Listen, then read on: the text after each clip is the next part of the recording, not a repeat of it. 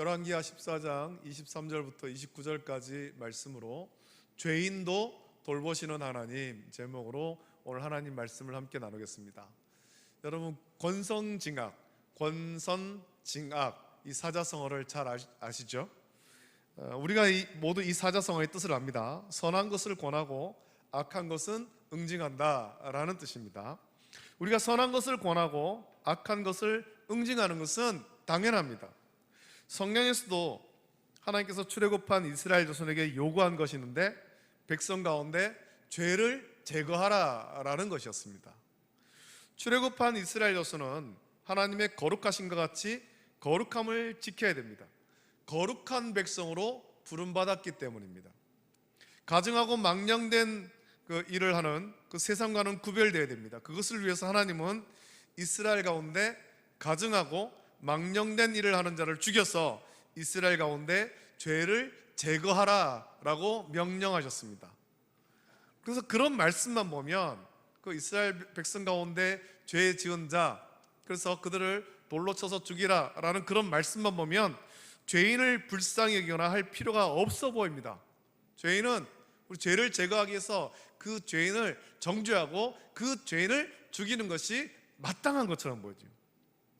구약 율법의 문자대로라면 죄인을 돌로 쳐서 죽이는 것은 이스라엘의 거룩함을 지키기 위해서 반드시 해야 할 일이었습니다. 공동체를 지키기 위해서는 반드시 해야 되는 거죠. 죄인을 돌로 쳐서 죽일 때 동정해서는 안 되는 겁니다. 가깝게 지내던 이웃이라고 해서 동정해서는 안 되죠.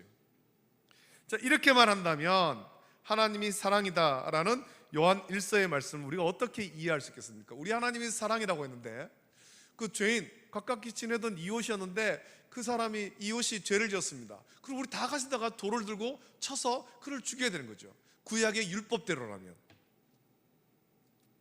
마태복음에서 예수님께서 한 율법사의 질문에 대답해 주신 것을 볼 때 율법의 정신이 있습니다. 그것은 죄인을 사랑하라 라는 것입니다. 내 이웃을 내 자신과 같이 사랑하라. 죄인을 사랑한다 라는 말은 죄에 관해서 눈을 감고 묵인하라 라는 말이 아닙니다. 구별해야 되죠. 죄는 미워하되, 그래서 죄에 관해서 심판받지만 죄를 지은 죄인은 불쌍히 여기라 라는 것입니다.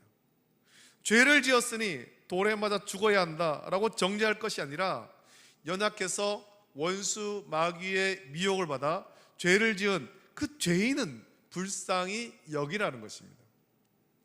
우리 하나님은 이 죄와 죄인을 분명히 구별하십니다.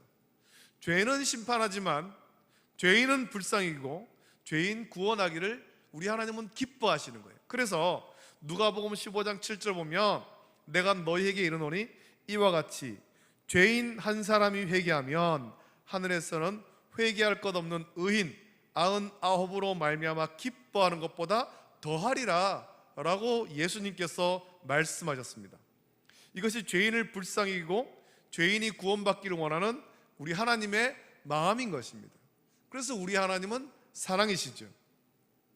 자, 그렇다면 하나님은 사랑의 하나님이라고 하는데 과연 우리 하나님 사랑의 끝은 어디일까요? 우리가 다함 없는 하나님의 사랑을 받아 죄에서 구원함을 받았음에도 불구하고 우리는 하나님의 사랑을 온전하게 담지 못하고 있습니다. 로마서에서 바울은 하나님께서 당신의 사랑을 증명하기 위해서 독생하신 외아들을 우리를 위해서 내어주셨다라고 말씀했습니다. 우리를 향한 하나님의 사랑을 확증하기 위해서 독생하신 외아들을 내어주셨다는 겁니다. 죄인인 우리를 사랑하사 용서하시고 구원하기 위해서 자기 아들을 우리 대신에 십자가에 죽는 자리에 내어주셨습니다. 이보다 하나님의 사랑을 더 분명하고 확실하게 보여줄 방법이 무엇이 있겠습니까? 여러분, 우리는 남들보다 조금 더 오래 참으면 대단하다라고 생각하는데 우리가 인내하는 데에는 한계가 있습니다. 아무리 잘 참는 사람이라 하더라도 그 인내에 한계가 있죠. 남들보다 조금 더 오래 참을 수는 있겠지만 끝까지 참고 모든 것을 참고 인내하고 모든 것을 용서하고 사랑하지는 못합니다. 그런 모습을 잘 보여주는 것이 베드로가 예수님께 한 질문 속에 있지 않습니까? 형제가 잘못한 일이 있을 때 7번을 용서하면 많이 한 것이라고, 잘한 것 아니냐고 예수님께 와서 질문했습니다. 예수님은 그런 베드로에게 70번을 7번이라도 용서하라 라고 말씀했습니다. 그것이 우리 하나님의 사랑이며 용서죠. 여러분, 1만 달란트, 우리가 감히 갚을 수 없는 죄를 하나님께서는 용서해 주셨습니다. 그냥 용서해 주신 것이 아니라 독생하신 외아들 예수 그리스도께서 우리의 죄를 대신 담당하게 하셔서 예수님께서 십자가에 대신 죽으심으로 우리 대신에 거기에 손과 발에 못이 박히고 옆구리에 창에 찔려 물과 피를 다 쏟고 죽으심으로 우리를 용서하신 거예요. 우리를 구원하신 거예요. 오늘도 우리는 우리 하나님의 다함이 없는 사랑과 긍휼과 은혜에 감사하며 온 마음과 정성을 다하여 하나님이 기뻐 받으실 온전한 예배 드리기에 힘쓰는 저와 여러분 되시기를 예수님의 이름으로 축복합니다. 자, 예수님께서는 유대인들이 죄인이라고 여기는 세리들과 식사하는 걸 보며 바리새인과 서기관들이 예수님께서 죄인과 어울린다라고 수군거릴 때 의인을 부르러 온 것이 아니요 죄인을 부르러 왔노라 라고 예수님께서 말씀하셨습니다. 바리새인과 서기관들, 그 당시에 바리새인과 서기관들, 그들은 스스로 의롭다고 여겼지만 사실 하나님 앞에서 우리는 모두 죄인일 뿐입니다. 스스로 의롭다 여기는 그도 하나님께서는 다 죄인인 것입니다. 그것은 우리의 어떤 도덕적 잣대로 평가할 수 없는 기준이죠. 아담의 원죄로 인해서 우리는 모두 불순종의 죄인이 되었습니다. 하나님은 이런 우리를 불쌍히 여기시기 때문에 하나님의 눈은 스스로 의롭다 여기는 그런 자에게 향해 있는 것이 아니라 죄인에게 향해 있는 겁니다. 하나님, 나는 죄인입니다. 하나님, 나를 불쌍히 여기시옵소서, 나를 긍휼히 주시옵소서, 통회하고 자복하는 자에게 향해 있다는 겁니다. 긍휼의 눈으로 바라보시는 것입니다. 죄인이면서도 죄인인 줄 알지 못한 채 살아가는 불쌍한 영혼을 우리 하나님은 지금도 바라보고 계십니다. 그래서 선자를 보내고 하나님의 말씀을 들려주시면서 깨닫고 회개하고 돌아오라 라고 말씀하시는 거예요. 오늘 말씀 보면 이스라엘의 왕 요아스의 아들 여로보암에 대해서 말씀합니다. 우리는 이 사람을 여로보암 2세라고 부릅니다. 이스라엘이 남과 북으로 나뉘고 솔로몬에게서 나라를 빼앗아 북쪽 이스라엘 왕이 되게 한 사람이 여로보암 1세죠. 느밧의 아들 여로보암, 그가 여로보암 1세였고 오늘 본문에 등장하는 사람은 여로보암 2세입니다. 북쪽 이스라엘 왕들은 도무지 이 여로보암 1세의 죄, 베델과 단에 금송아지를 만들고 이스라엘 백성이 하나님을 떠나게 한 그 악한 죄에서 돌이킬 줄 몰랐죠. 그들 모두가 여로보암 1세의 그 죄에 걸려 넘어졌습니다. 본문에 등장하는 여로보암 2세도 똑같았습니다. 그래서 24절 보면 여호와 보시기에 악을 행하여 이스라엘에게 범죄하게 한 느밧의 아들 여로보암의 모든 죄에서 떠나지 아니하였더라 라고 여로보암 2세에 대해서 평가합니다. 느밧의 아들 여로보암의 그 악한 행위를 따라간, 그래서 하나님 앞에 죄인인데 이 악한 왕이라면 이 왕이 하나님께 심판받는 것이 당연하지 않겠습니까? 죄를 지었다면 하나님께서 대적을 일으키셔서 괴롭게 하시는 것이 맞지 않겠습니까?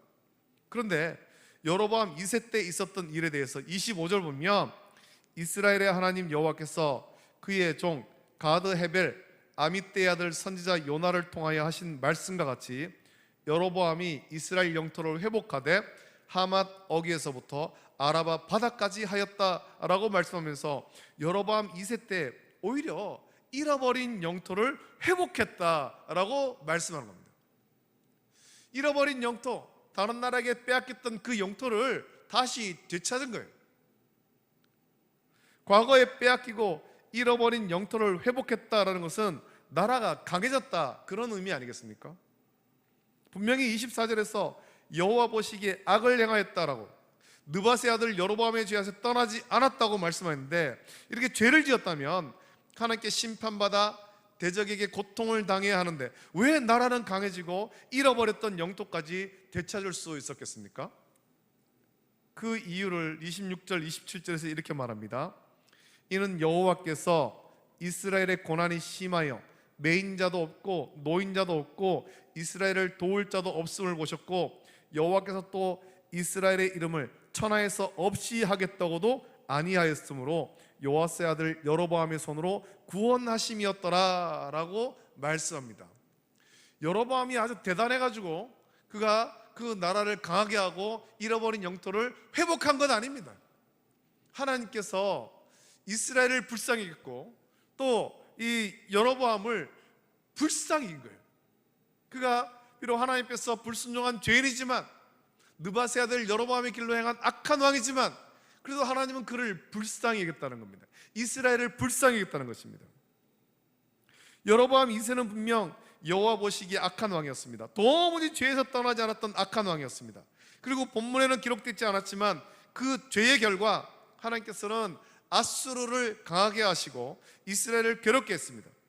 오늘 본문 보면 요나가 등장하는데, 요나서를 보면 하나님께서 아수르의 수도인 니느웨로 가서 그 죄를 쳐서 외치라고 명령하실 때 요나는 니느웨로 가기를 싫어했습니다. 이유는 아수르가 이스라엘을 심하게 괴롭게 했기 때문이다라는 것입니다. 원수의 나라인 것입니다. 요나가 활동하던 시기에 북쪽 이스라엘은 아수르에게 고통을 당하던 시기였습니다. 그래서 아수르에게 당하는 이스라엘의 고난이 심하여서 매인자도 없고 노인자도 없고 이스라엘을 도울 자도 없음을 보셨고, 또 이스라엘 이름을 천하에서 없이 하겠다고도 아니하였으므로 요아스의 아들 여로보암의 손으로 이스라엘을 구원하게 하신 거예요.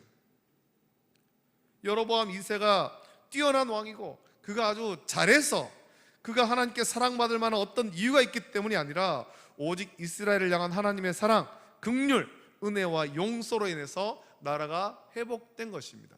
그 죄는 미워하지만, 그 죄에 대해서는 심판하지만 그 백성, 그 사람들을, 그 나라를 불쌍히 여기신 것입니다. 여러분, 우리는 이 세상을 선과 악의 이분법으로만 생각하려는 경향이 있습니다. 그래서 선한 것, 하나님을 온전히 섬기고 믿음 생활 잘하면 복을 받아야 되고, 악한 것, 하나님을 대적하고 불순종하면 하나님의 진노를 받아 망해야 한다라고 생각합니다.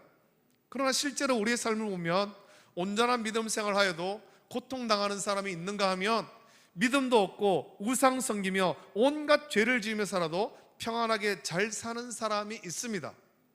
이것은 단순히 어떤 이분법적인 사고만으로는 이해할 수 없는 거죠. 우리 그렇게 생각한다면 하나님을 섬기는 우리는 이 땅 가운데서 다 잘 살아야 되죠. 다 복받고 다 잘 살아야 되죠. 그럼 우리 가운데는 연약한 자도 있고 고통당하는 자도 있다는 겁니다. 반면에 예수님 믿지 않고 또 세상에서 온갖 악한 짓을 다 행해도 그들이 잘 먹고 평안하게 사는 사람들이 많이 있습니다.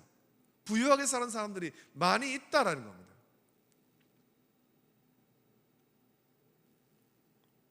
우리가 그것을 어떻게 이해할 수 있겠습니까? 그것은 오직 죄인을 불쌍히 여기시는 하나님의 사랑과 긍휼 그리고 용서만으로 이해할 수 있는 거예요. 하나님께서 저 사람도 불쌍히시고 저 사람도 긍휼이신다, 그런 마음을 품을 때만이 이해할 수 있는 것이죠. 여호와 보시기에 분명 악한 여로보암 2세지만 하나님께서 이스라엘을 사랑하시고 용서하시기 때문에 오히려 여로보암의 손을 강하게 하셔서 나라를 회복하게 하신 것입니다. 물론 이 회복은 영원한 회복은 아닙니다. 아수르를 강하게 하셔서 결국에는 괴롭히시죠. 이스라엘은 아수르에 망하게 됩니다. 여러분, 죄를 지으면 분명 하나님의 진노하심으로 심판받지만 하나님의 이 다함이 없는 사랑과 오래 참으심으로 회개할 기회를 주시는 거예요. 그것은 죄인을 사랑하시는 하나님 사랑의 표현입니다. 그래도 내가 너를 사랑해, 내가 너를 사랑하고 있어, 네가 회개할 기회를 주는 거야. 하나님께서 그렇게 하시는 거죠. 죄를 지었다고 당장에 심판하는 것이 아니라 불쌍히시고 회개할 기회를 주시고 또 회개한 죄인을 용서하시고 품어주시는 거예요. 그리고 계속해서 기회를 주시면서 회개할 기회를 주시고 마치 내 하나님 말씀을 깨닫고 하나님 뜻을 깨달아서 회개하면 하나님은 그것을 기뻐하시는 것입니다. 죄인 한 사람이 회개하면 회개할 것 없는 의인 99보다 더 기뻐하시는 거예요. 우리가 이런 하나님의 사랑받고 오늘 구원의 은혜를 찬양하며 예배하는 것입니다. 저와 여러분도 같지 않습니까?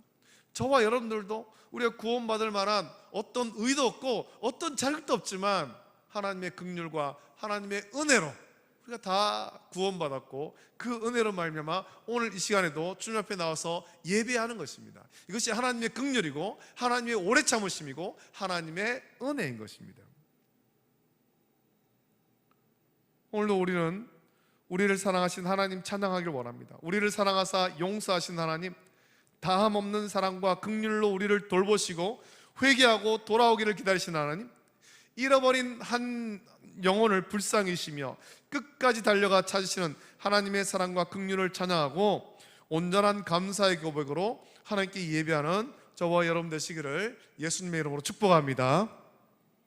기도하겠습니다. 하나님 아버지, 사랑과 은혜를 감사합니다. 죄로 인해서 영원히 죽었던 우리지만 하나님께서 우리를 불쌍히시고 긍휼히 여기사 독생하신 외아들 예수 그리스도 우리 가운데 보내주시고 예수님께서 우리의 모든 허물과 죄를 대신 지시고 십자가에 못 박혀 우리 대신에 죽으심으로 우리를 구원해 주심을 감사합니다. 하나님의 오래 참으심, 하나님의 긍휼, 하나님의 사랑으로 우리가 구원받았습니다. 아버지 하나님, 우리가 이런 놀라운 사랑을 받았는데 이런 하나님의 마음 품고 우리 형제와 우리 이웃들을 돌아보게 하여 주시옵소서. 우리 마음속에는 여전히 이분법적인 생각만 가지고 또 아버지 하나님 누군가를 미워하고 누군가를 정죄하는 마음들이 있습니다. 미워하고 정죄할 것이 아니라 불쌍히고 긍휼이고 또 주님의 마음을 품고 계속해서 주의 사랑을 전하고 복음을 전해서 그들도 우리와 같이 예수 그리스도를 구주로 믿고 구원받는 은혜를 누리도록 힘써 복음 전하는 우리 모든 성도들 되도록 은혜를 풀어 주시옵소서. 감사하며 거룩하신 예수님의 이름으로 기도드립니다. 아멘.